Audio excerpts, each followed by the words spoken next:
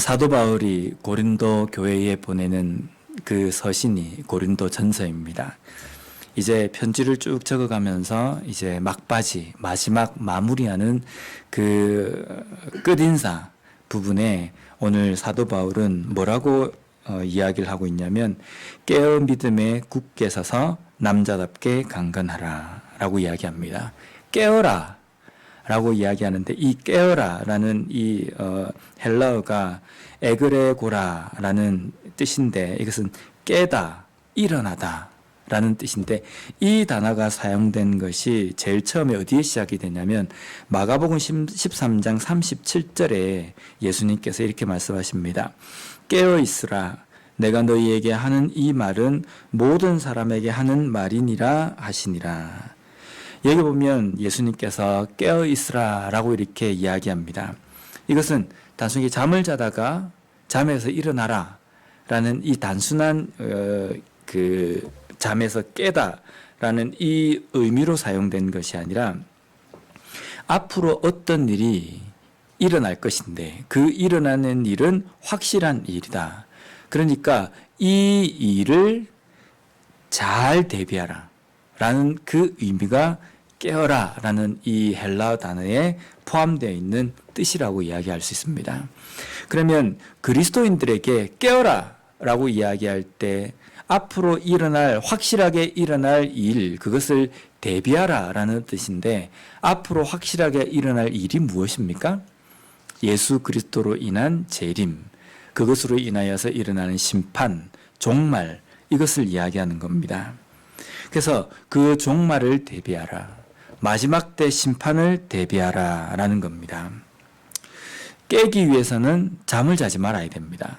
이 잠이란 특성이 어떤 거냐면요, 내가 잠을 한 10분만 딱 자야지, 그러고 잠을 잡니다. 근데 이 10분이 얼마 안 되는 것 같거든요. 그래서 10분만 딱 자고 딱 일어날 수 있는데, 10분만 딱 일어날 수 있을 것 같아요. 근데 10분 딱 자고 나면 어떻게 됩니까? 알람이 울리면 1분만 더 잤으면 좋겠다, 이 생각이 들거든요. 그러면 1분만 더 자야지, 눈을 감습니다.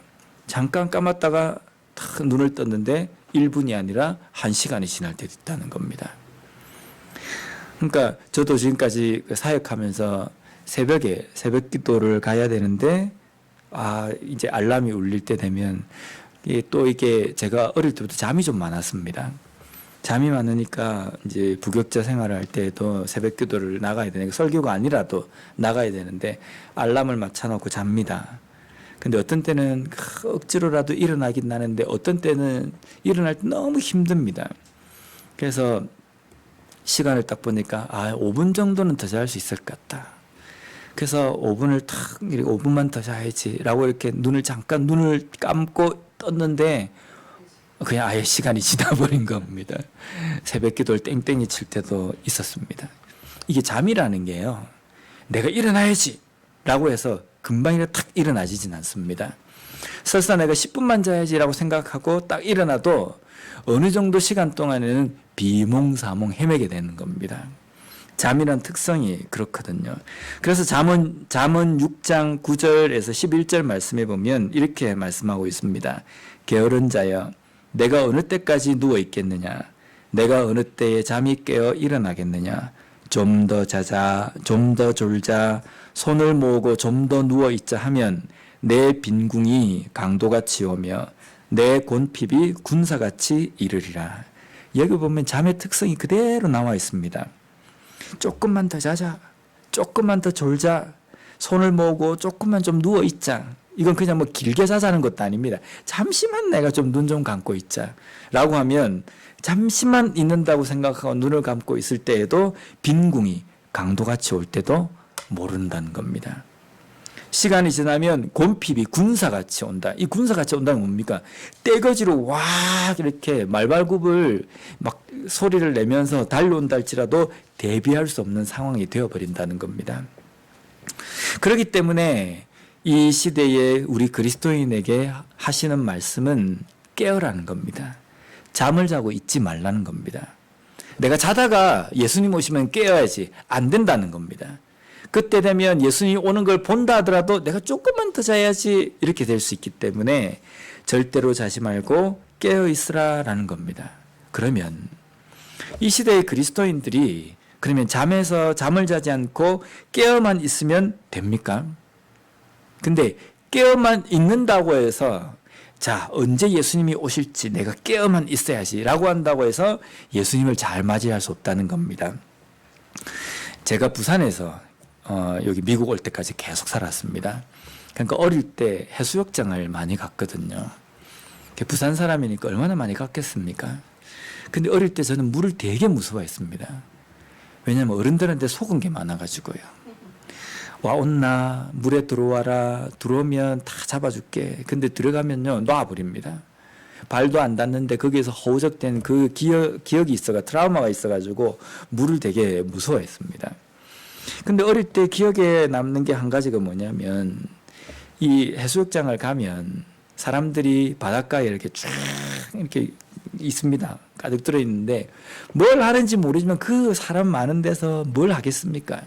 근데 대부분의 사람들이 뭘 하냐면 저 멀리서 오는 파도를 기다리는 겁니다. 파도가 훅 하고 오면은 그 파도를 이렇게 웅 하고 타는 것, 그 재미거든요. 근데 사람들이 전부 다 파도 오기만을 기다립니다. 근데 어떤 파도는 조금만 넘실하다가 말거나 아, 이건 아니다. 근데 어떤 때는 바람이 좀 필 때는 파도가 엄청나게 큰 게 옵니다.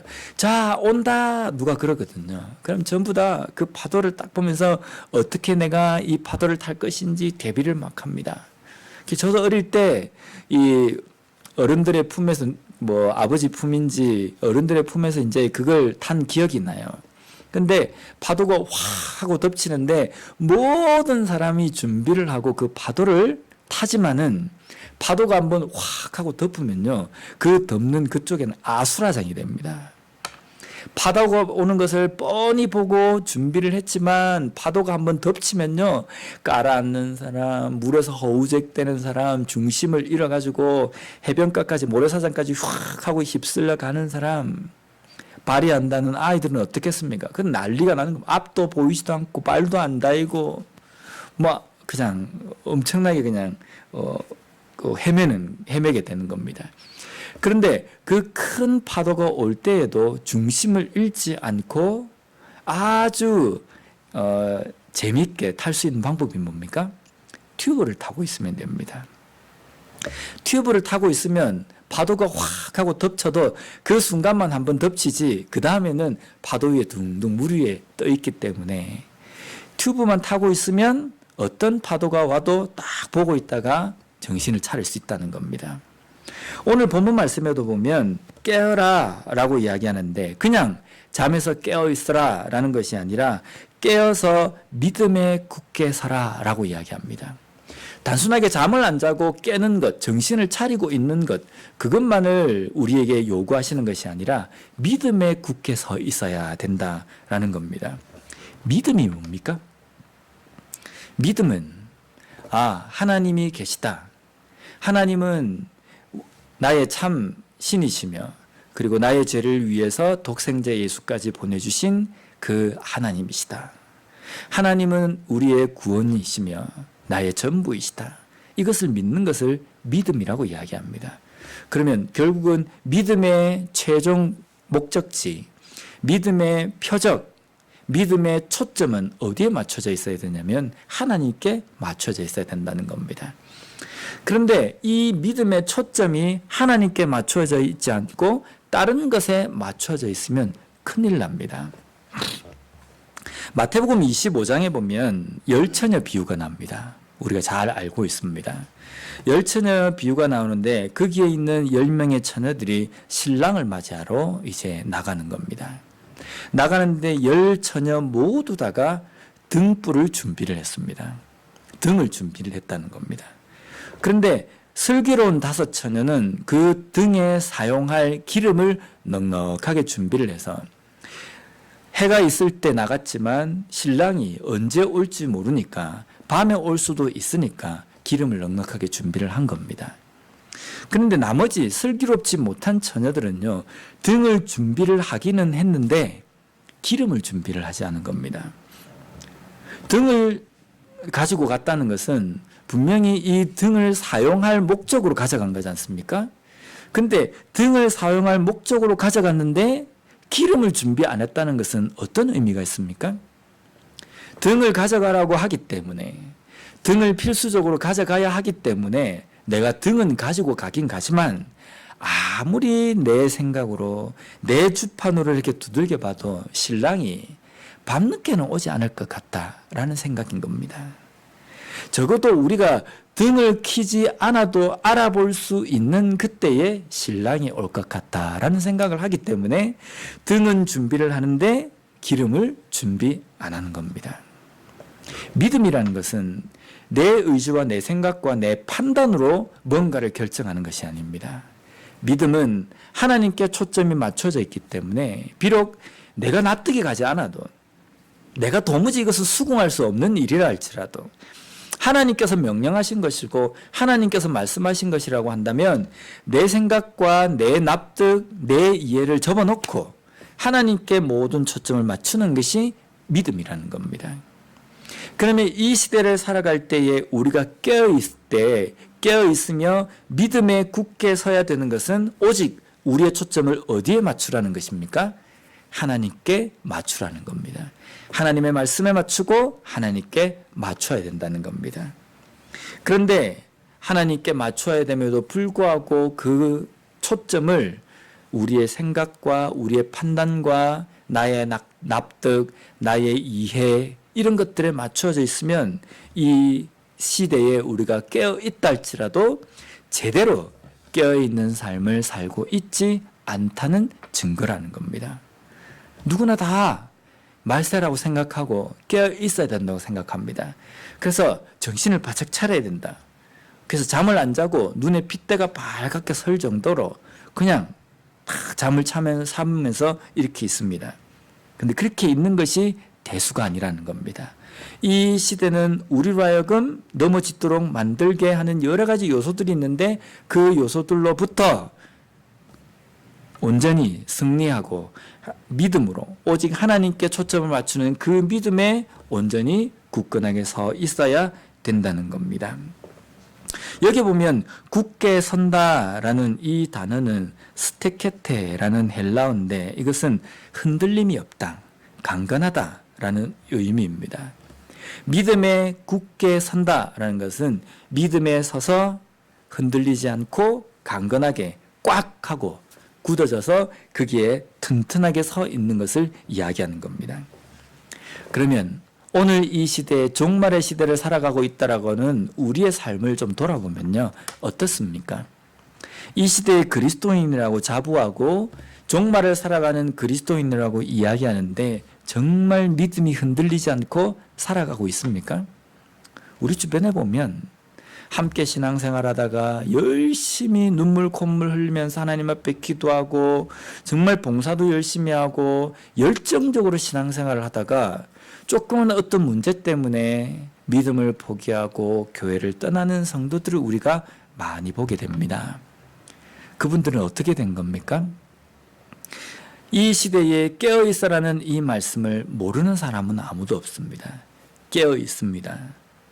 또한 내가 예수님을 믿지 않는다라고 말하지도 않습니다. 그러나 그 믿음의 초점이 잘못되어져 있다는 겁니다. 믿음의 초점이 오직 하나님께 맞춰져 있어야지만이 되는데 이 믿음의 초점이 어디에 맞춰져 있냐면 교회에 초점이 맞춰져 있거나 아니면 교회를 구성하고 있는 교인들에게 맞춰져 있거나 아니면 교회에 있는 영적 지도자인 목사에게 맞춰져 있으면 이 초점이 흔들릴 때가 있다는 겁니다. 왜냐하면 피조물은 불완전하기 때문에 좌로나 오로나 치우칠 수 있다는 겁니다. 야, 우리 교회는 정말 완벽하다.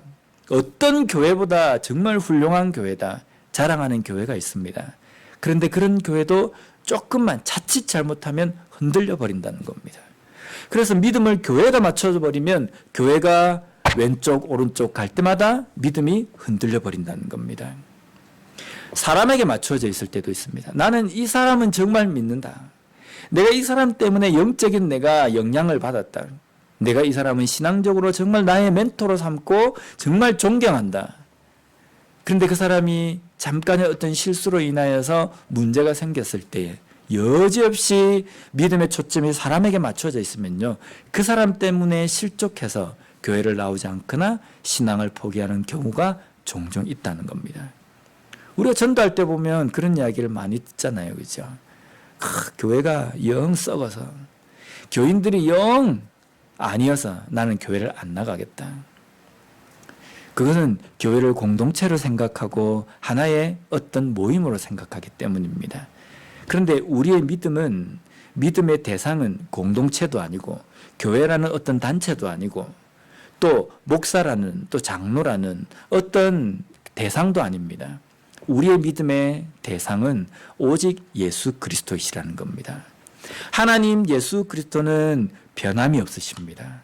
좌로나 우로나 치우치시지도 않으십니다. 영원 불변하시기 때문에 그 하나님께 초점을 맞추고 있으면, 믿음의 초점을 맞추고 있으면 주변에 파도가 치고 왔다 갔다 흔들린다 할지라도 믿음은 변함없이 쭉 그 길을 걸어갈 수 있다는 겁니다. 종종 저는 우리 교회를 위해서 기도할 때 지금까지 교회에 남아 계시면서 교회에 어려울 때마다 여러 가지 일들을 겪으실 때마다 그것을 묵묵하게 그걸 견디고 지금까지 기도하시면서 여기까지 오신 우리 성도님들의 믿음이 너무 귀한 것 같아요. 충분히 나갈 수도 있고, 이 환경 보면서 내가 이거 보려고 내가 교회를 나오나 이러면서 갈 수도 있는데, 목사는 그러거든요. 목사는, 담임 목사가 뭐 좀 그가게 하면 내가 이 교회밖에 없나? 내가 이러려고 내가 목사하나? 이러면서 다른 교회로 옮겨갑니다. 근데 끝까지 어떤 일이 있어도 초점을 하나님께 맞추고 교회가 흔들려도 그 중심을 쭉 걸어온 그 믿음이 얼마나 귀하고 복된 것인지 모릅니다.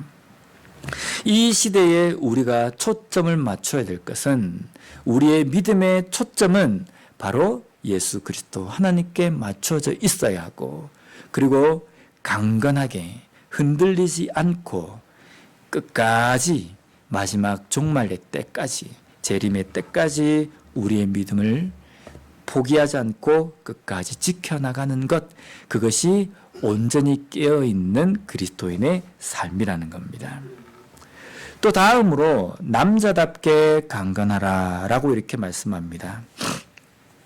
이게 원문의, 헬라어 원문의 표현을 그대로 직역을 하면요, 항상 남자다워야 한다, 남자다움을 보여주어라 라는 이 뜻입니다. 요즘 남녀평등 이래가지고 남자답게 강건하라 이렇게 이야기하면 여성분들이, 그러면 여자들은 안 강건한 것이냐, 남자들 강건하지 않고 비실비실한 남자들도 많은데 이렇게 이야기하는데요, 이것을 남자가 강건하기 때문에 남자만 강건하기 때문에 남자다워야 된다라는 표현보다는 이걸 다른 표현으로 이렇게 사용하면요, 용사다워라 라는 뜻입니다. 용사다움을 세상 가운데 보여주어라 라는 겁니다. 용사는 어떤 사람입니까? 우리가 그림을 싹 그리면 진짜 훈련으로서 몸이 단단하게 준비되어 있고, 어떤 상황에서든지 자기 몸도 보호하면서 적군을 무찌를 수 있는 체력적으로나 아니면 기술적으로나 또 여러 가지 장비적으로도 준비되어 있는 사람이 용사입니다. 이 시대에 깨어있고 이 시대의 용사처럼 강건하게 준비가 되어 있어야 된다라는 겁니다. 눈을 부릅부릅 뜨고요. 부릅뜨고 세상이 나를 덤빌 때에 그 세상을 삼킬 듯이 탁 준비를 하라는 거거든요. 근데 영적으로 준비하란 말인데 이게 밖으로 보이는 외형적으로 준비하는 그리스도인들이 많이 있습니다. 야, 요즘은 교회 다니는 사람이라도 그리스도인이라 하더라도 이거 비리비리하면 당한다.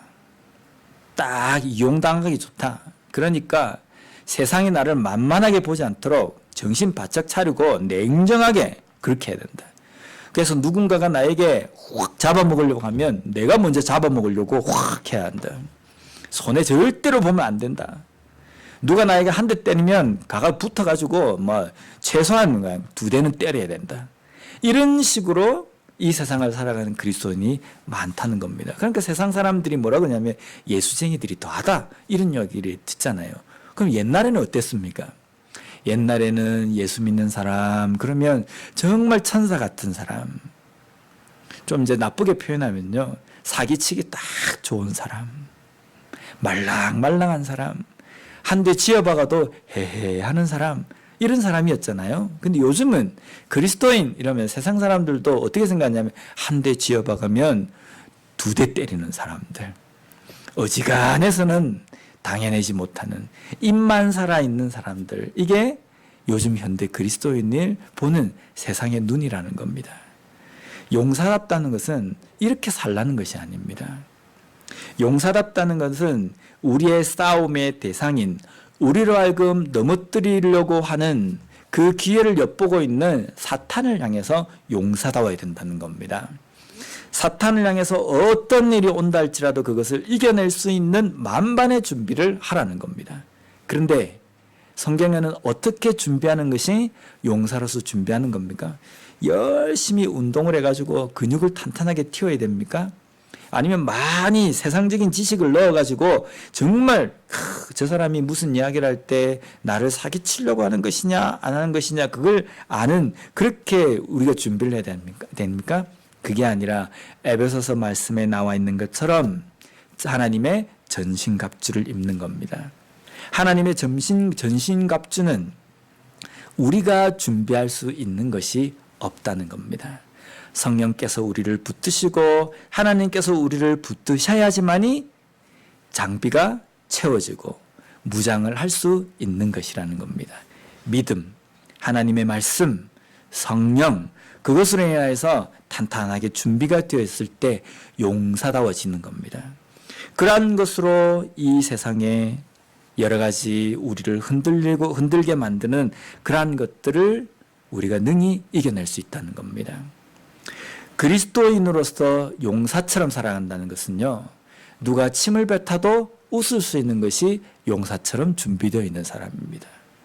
누가 나를 한 대 쥐어박고 핍박을 한다 할지라도 그것에 대해서 웃을 수 있는, 한쪽 뺨을 때리면 나머지 뺨도 돌려낼 수 있는 그러한 것이 용사처럼, 그리스도인 용사처럼 준비되어지는 삶이라는 겁니다. 마지막으로 14절 말씀해 보면 너희 모든 일을 사랑으로 행하라 라고 말씀합니다. 제가 이 말씀을 쭉 이렇게 2절 말씀을 준비를 하면서 14절을 딱 읽으면서 어떤 그림을 하나 제가 좀 이렇게 상상을 했냐면요, 용사가 있습니다. 아주 큰 군인이 있습니다. 막 어깨도 떡대같이 벌어졌고요, 팔뚝도 보통 사람 허벅지만하게 굵고 근육도 막 핏줄이 팍 튀어나오고 얼굴도 금상궂게 탁 돼 있어서 누구 하나 그 앞에서 상대를 못할 정도로 키도 이만큼 크고 갑옷도 딱 준비되어 있고 칼도 번쩍번쩍하고 있는데, 그런데 칼은 준비가 안 됐습니다. 그런 용사가 손에 무엇이 쥐어져 있냐면요, 장미꽃 한 송이가 딱 쥐어져 있는 거예요. 어울리십니까? 안 어울리잖아요, 그죠? 적어도 용사 이러면 손에 뭐가 쥐어져 있냐면 막 사슬이 버른 이 칼이 싹 준비되어 있어야 됩니다. 누가 봐도 그 칼만 봐도 발발발 떨 정도로. 그런데 오늘 그리스도인들에게 손에 준비되어야 될 칼은 사랑이라는 칼입니다.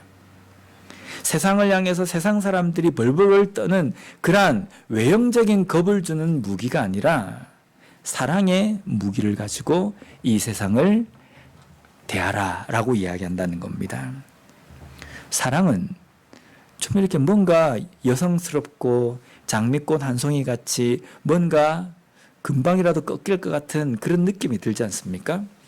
그런데 성경에서 이야기하는 사랑은 그렇게 만만한 것이 아닙니다. 성경에서 이야기하는 사랑은 어떤 것입니까? 베드로전서 4장 8절 말씀해 보면요, 무엇보다도 뜨겁게 서로 사랑할지니 사랑은 허다한 죄를 덮느니라. 죄로 인하여서 모든 인류가 불타는 멸망 가운데 영원한 형벌 저주 가운데 떨어지는데, 이 사랑은 그 무시무시하고 뜨거운 저주로부터 사람들을 구원해낸다는 겁니다. 하나님의 사랑, 예수 그리스도의 사랑이 우리로 하여금 그 무시무시한 멸망의 길로 가는 우리를 건져내셨다는 겁니다. 이것이 사랑의 강력한 힘이라는 겁니다. 고린도 교회의 문제를 일으키는 성도들을 이제 사도 바울이 이야기하는 이 방법대로 하나하나 이제 바로잡아 가야 되는데, 고린도 교회에서 됐다, 이제 사도 바울도 이야기했고 말씀에도 이렇게 적혀 있으니까 교회를 무리를 일으키고 교회를 어지럽게 만드는 저 사람들을 단칼에 잘라버려야 되겠다, 이렇게 해서 그 일을 진행할 수 있지만, 사도 바울이 마지막으로 당부하는 것은 이 모든 일에 사랑으로 대하라라는 겁니다. 사랑은 단칼로 자르는 그 힘보다 더 위대하다는 겁니다. 그냥 싹둑하고 끊어버리는 것보다 더 위대한 힘이 있어서 사람을 변화시키는 능력이 있다는 겁니다. 종말의 때에 깨어서 믿음에 굳게 서서 용사답게 강건하게, 또 사랑으로서 모든 것을 이기며 흔들리지 않는 그리스도인으로 살아가고 또 온전한 교회로 걸어갈 수 있는 은혜가 우리 가운데 있기를 원합니다. 기도하겠습니다.